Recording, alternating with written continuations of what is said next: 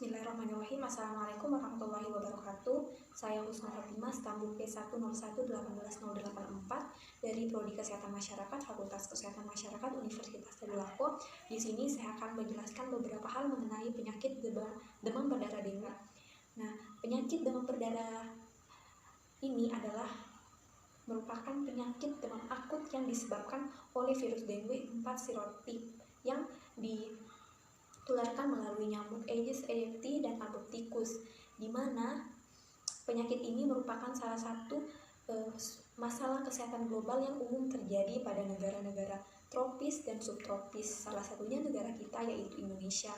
Demam berdarah dengue sendiri dapat menimbulkan kematian dalam waktu yang singkat dan sering menimbulkan KLB atau kejadian luar biasa karena penyebabnya yang sangat masif dan cepat. Selanjutnya, riwayat alamiah penyakit DBD. Yang pertama, fase susceptibility atau fase rentan. Di sini nyamuk Aedes aegypti yang tidak infektif kemudian menjadi infektif setelah menggigit manusia atau pejamu yang sakit atau dalam keadaan viremia. Viremia sendiri yaitu masa di mana virus berada di dalam aliran darah sehingga dapat ditularkan kepada orang lain melalui gigitan nyamuk. Yang kedua, ada fase subklinis atau asimptomatis. Di sini mulai terjadi paparan agen atau penyakit belum menampakkan tanda atau gejala-gejala klinis. Yang ketiga, fase klinis atau proses ekspresi. Terjadi demam tinggi yang mendadak secara terus-menerus selama kurang dari seminggu, badan lemah dan lesuh. Jika ada kedaruratan, maka akan muncul tanda-tanda shock, muntah secara terus-menerus, kejang, muntah darah, dan batuk darah. Yang keempat, fase akhir atau fase penyembuhan, kecacatan, dan kematian. Bila mana penderita dapat melewati masa kritisnya, maka pada hari ke-6 atau hari ke-7 penderita akan berangsur membaik dan kembali normal pada hari ke-7 dan ke-8. Namun apabila penderita tidak dapat melewati masa kritisnya, maka akan menimbulkan kematian. Nah, ini adalah grafik data epidemiologi kasus DBD yang dilaporkan oleh website resmi Kementerian Kesehatan Republik Indonesia.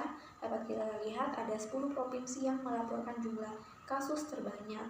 Yang pertama dari Jawa Barat dengan 10.772 kasus, Bali 8.930 kasus, Jawa Timur 5.948 kasus, NTT 5.539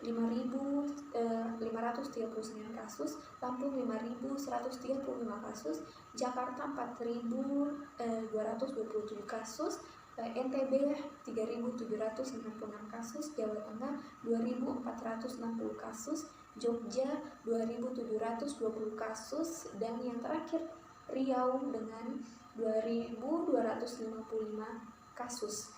Namun jumlah kasus dan kematian tahun ini relatif lebih rendah dibandingkan pada tahun 2019 karena tahun ini jumlah kasus DBD yang dilaporkan pada bulan Januari hingga Juli mencapai 71.633 kasus, dan pada tahun 2019 jumlah kasusnya lebih tinggi.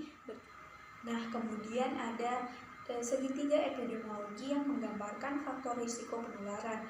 Ada agent, host, dan environment. Agentnya tentu saja virus dengue 4 serotip. Yang pertama dengue 1, dengue 2, dengue 3, dengue 4.